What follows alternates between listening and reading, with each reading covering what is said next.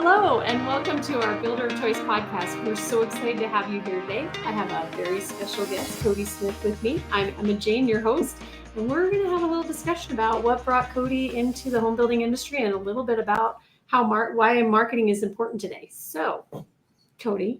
I'm so excited to be here. Thank you. And I get to visit the office. I was in town for a builder show, and then to be able to come over to the office and see everybody in person is a treat, because a lot of times you do these like virtually, right? Yeah. Using the computer. And so to be here in person is awesome. I'm excited. It is really great to be one-on-one, because a lot of times you're like, on a computer screen, it's really hard to connect. So yes. I'm really glad you're here. I'm glad you're able to come to our office. And this is the first time we're doing the podcast from my library. That's right. Live in person. Live and in Watch person. Watch out, Joe Rogan. We're on our way. Coming for you. Oh, that's great. Well, tell us a little bit about how you got interested in the home building industry. I find this industry to be amazing. It's been part of my life since I was a little girl. And I love the people here, the genuineness of all the people we work with. So I'm interested to hear what attracted you to home building. Yeah, no, it's a super fun story. And I was not born into the industry like yourself. But I was born into entrepreneurship. So my dad, I would call my father a serial entrepreneur. I've been a part of a number of mergers or acquisitions throughout my life in my journey with family business. So we do have that in common with the family business. But a little bit about how I landed in home building, and I won't go into the full story, but it is important to understand where we come from and how we got here. I'm part of an ownership group. And my father and a couple of partners started a company by the name of TouchMD, which was in the medical space. And what we did for the medical industry is we saw a need for interaction between the patient and the doctor. And we saw a need that this was during the recession, that aesthetic medicine never saw the recession. They continued to make money, and they didn't have the hardships that the builders had in the mortgage industry. And so we created this company called TouchMD that engaged the patient throughout their interaction with the doctor, specifically in aesthetics. So cosmetic dermatologist, plastic surgeon. So if you went in, let's say a blepharoplasty or a rhinoplasty, which is, eye lift, nose job, for those that don't know those terms. Instead of the doctor writing on a piece of paper, we had pictures before and after that our technology took before and after pictures that would talk about the procedure, what to expect, pre-procedure, post-procedure. And so we built this super fun company that we sold to a biopharma company out of Irvine. And we all stayed on. And then we had the opportunity to buy that company back from the biopharma company. They were going public and they needed that off their books. And when we got that back, we reacquired the IP, the intellectual property. And so I had my fill. I am a country bumpkin. So truth be told, I have a couple mules. I live in a town of 30,000 people. I love the mountains. And so for me to dress up in a suit and visit doctors 3 or 4 days a week, wasn't that fun. It was great. The money's great and the pay's great. And there's some great doctors out there, but it wasn't something I was truly passionate about, nor was it an industry that I was really attracted to. And so when we reacquired the IP, I started looking at other industries, and our partnership started looking at other industries. And we started looking at master plan communities because we'd had some experience there. But then we started looking at home builders. We're like, oh, wait, there's a disconnect on the buyer experience here. And let's push this. This was 2018. We were doing our market research, right? And so I can still remember it exactly how it happened. We started to look at builders and we thought, oh my gosh, there's something here. And so I mystery shopped the two largest builders in Utah, and I won't name them, But the first builder builds about 1,000 homes a year. And I went in, I said, hey, my story, my mystery shop, right, was that I was in the tech industry. I had $450,000 to purchase a home. Now this was pre-COVID, Right. so 450 bought you a lot, not just a townhome.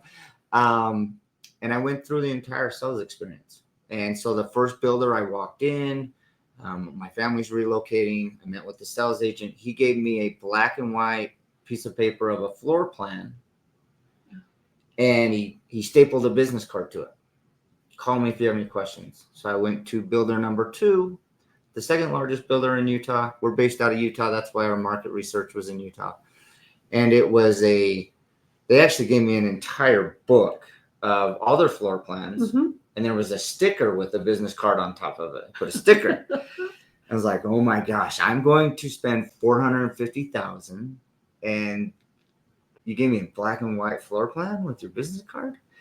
And with our experience from the medical industry, we knew we could build something that enhanced the buyer experience, that had a sales and marketing tool on the front end, and then walked that buyer all the way through using technology in place of the staple business card. Right. Oh my gosh. That's amazing. And because you think about so many people going through the buying experience, and the builders are wonderful at building homes, but a lot of times they forget about what it's like to sit in the buyer's seat.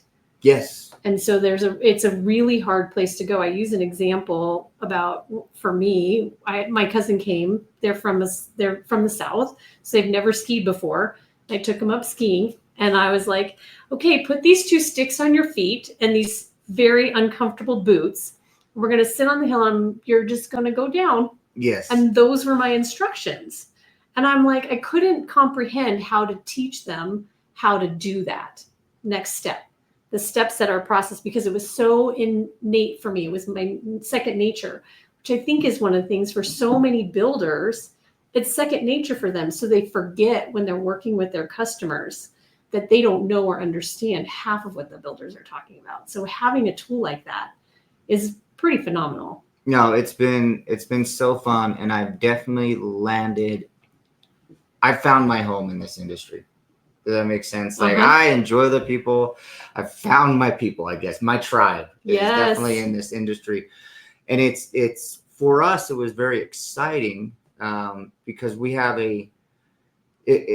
it plays to our advantage sometimes and sometimes to our disadvantage. But when we launched into this space, I had never sold a home, right?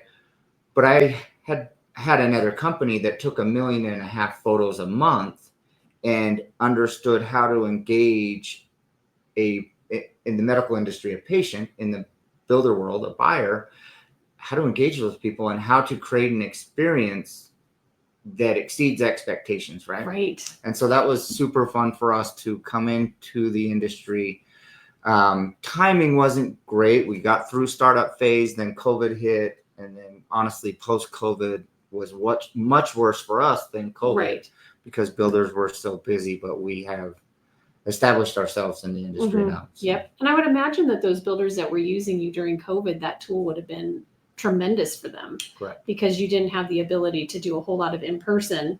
And so that was it not a substitute for the personal touch. It added and it enhanced what personal touch you could have with your buyers. Yeah. I honestly wish I could go. That's where the disadvantage of not knowing the industry.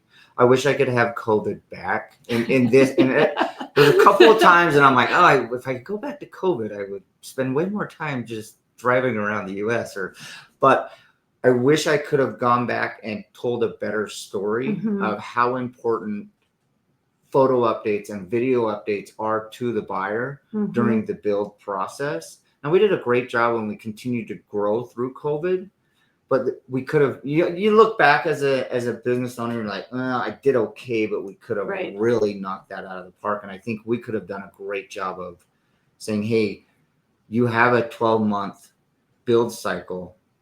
This tool is going to help you keep the buyers updated and engaged and keep your Google reviews under control and your rate, different things like that. But would you say that the biggest as you've been working with different builders and kind of hearing the experience from different buyers, would you say that lack of communication or the inability to communicate effectively is the biggest hurdle that builders are facing? So I think builders are making a great effort to bridge that gap. But that has definitely been an issue for builders for the last 3 years. And I many times builders think once it's gone under contract. Mm-hmm. So I talk to marketing teams all the time, and they're like, okay, we're really focused on once it's gone under contract. And for me, that's very tough to understand, because coming from our world, it's first point of engagement. Was that an email? Was that a billboard? And then they met with your sales team, and then you know what I mean? Mm-hmm. So that communication, not just when they're under contract, but pre-sale. Mm-hmm. What does that look like? What's their experience? Because they may not buy today, but if they have a great experience with your salesperson, Mm-hmm. when it's time 18 months from now, they're going to they won't remember the salesperson's name. No. I love this. I tell my team this all the time. People will forget your name, but they'll never forget how you make them feel. Mm-hmm. Right? Yep. And so I encourage builders to look at their process from first point of contact all the way to warranty, right? Correct. Yeah. It's the whole thing. It's not just that one piece. It's not how do I get people in the door? It's not how do I keep people satisfied? It's because that's where referrals come from. And I know we were talking about in a builder group just the other day. It's like, how did I meet that person? And how did I meet their expectations at the end? And how did I continue to meet their expectations as they were living in their home and beyond, so that they will refer other people to me? So it's a tool that keeps you in the buyer's mind, because you're hoping that somebody's going to move into their home and they're going to be there for life or however long they're going to be there. But you want them to love you as a builder and your product so much so that they're willing to share you with their friends. Correct. The best lead you can ever get is a referral. Yeah. In any industry, no matter what you're selling. I mean, for us on the tech side, the greatest thing is a referral. I mean, we were just at a show, we just finished up, but we had somebody come to our booth, and they're like, the people at our table are talking all about you guys. Show me what you do. And by the end of the show, they had signed. And I was like, that's what you want. You want people, you want your buyers talking about you, and not just 6 months post close, but 2 years, 3 years, right? And engaging. Even there. 10 years later. 10 years, yes. Hey, I bought from, because if you were a bad builder, they're talking about you 10 years later anyways. So you want to make sure that in 10 years, you're on the positive list, yes, right? 100%. Yeah. Absolutely. So right now the market is kind of tough. Obviously, we're all dealing with so many different things, so many uncertainties, which I feel like has been going on for every 6 months for the last 5 years. What do you see going on with the market, and how do you think marketing plays a role in helping builders maintain their success throughout this next 6 months of time? Well, this is Kody putting his "if I was a builder" hat, right? And I always, right now, I see it. All of my builders have standing inventory. We work with about 150 builders nationwide. Every single one of them have standing inventory. Yep. Some of them have up to 300 homes that are available. And so how are you engaging those people that are sitting on the sidelines, and how good is your sales team engaging those folks? How are you creating urgency? There's actually buyers out there. And there's a tagline, and if this builder hears me say it, they're probably going to send me some hate mail. We have a builder out there that uses the tagline EPIC. Every prospect interaction counts. And I really fall on that. Like, there's buyers out there, and is your team skilled enough? Have you invested in the marketing and the training of your team to get those buyers that are sitting on the fence to purchase a home? Because they're out there, and if you're not invested, there's another builder that will be invested in some technology, some type of training, some type of marketing that is pulling those buyers on the fence. So I see that as a major need for our home builders right now. Oh, absolutely. And for so long, we have so many people that entered into the home building space during COVID, right after COVID, when literally they were just order takers.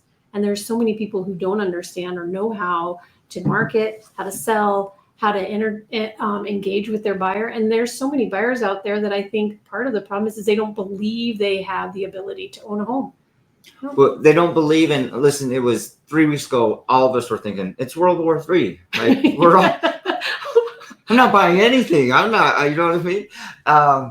And all the fear that we have as consumers, you know, maybe the reason we don't buy a new truck. Mm-hmm. I mean, that's what our prospects that are purchasing homes, they're going through the same thing. So if you don't have a marketing message or a sales team that can build that confidence of like, no, here's why you need to buy. Yep.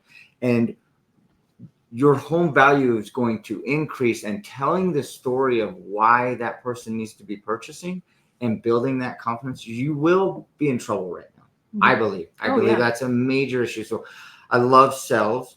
You can tell I'm a talker. And so as I look at what are our builders really dealing with, I see that standing inventory, and I know there's buyers out there, and I'm like, is your team qualified to get those buyers? Oh, absolutely.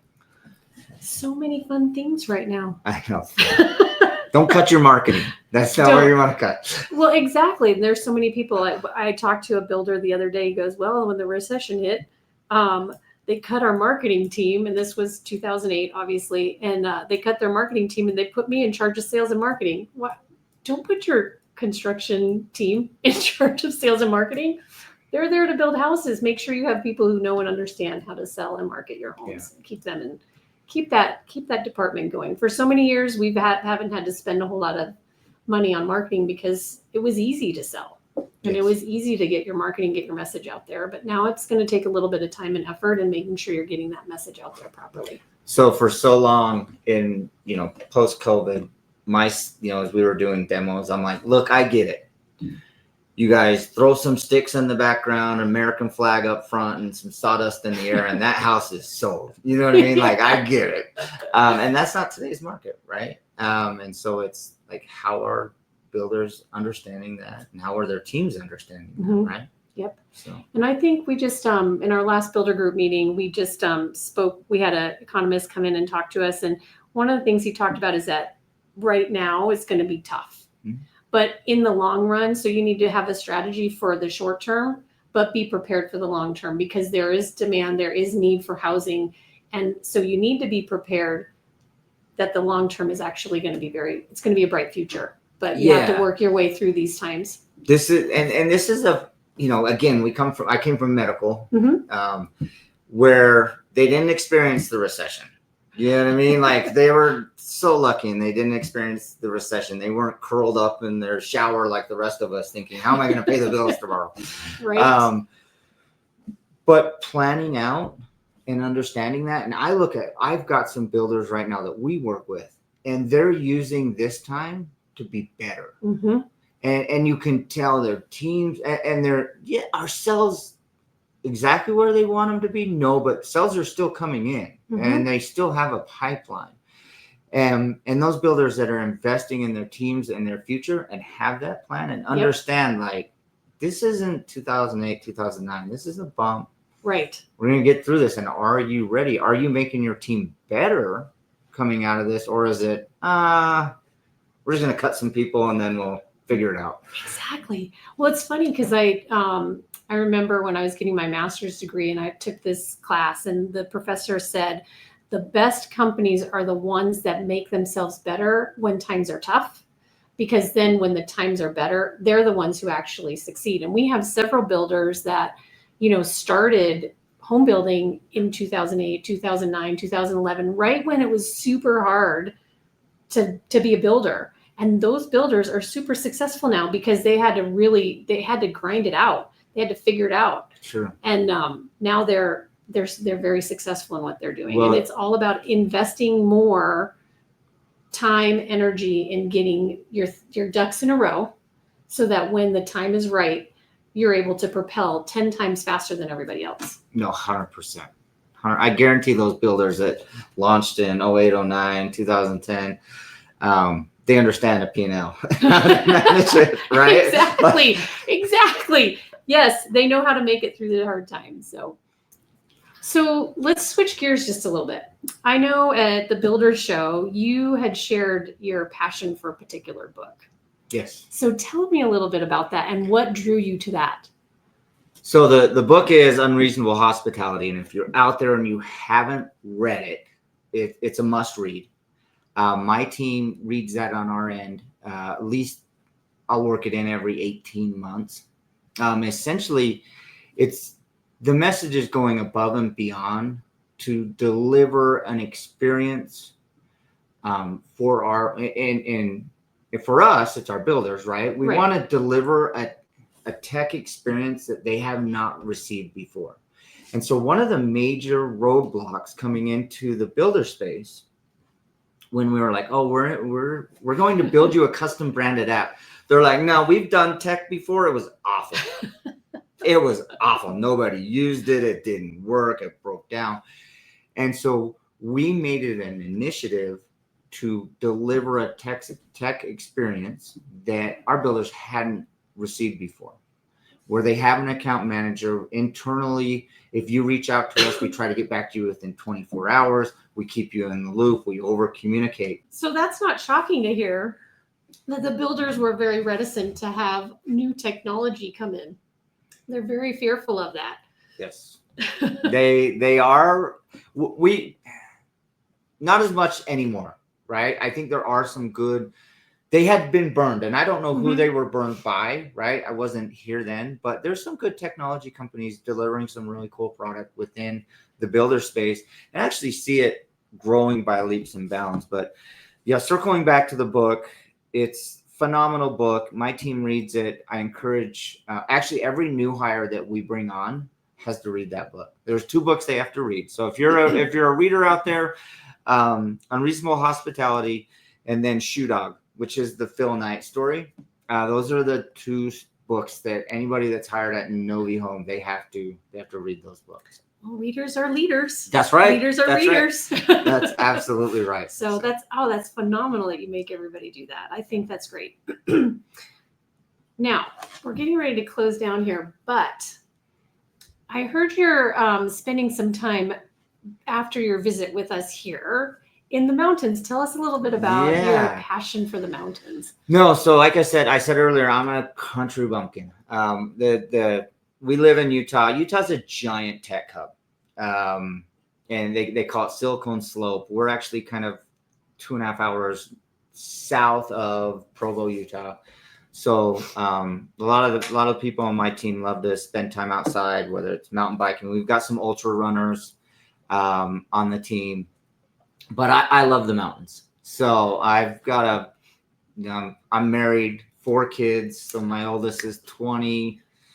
My youngest is 10, and I've got 3 boys and 1 girl. My girl's 16, and if anybody out there has any advice, like I am going through it right now. But yeah, I love the outdoors. I love to be outside.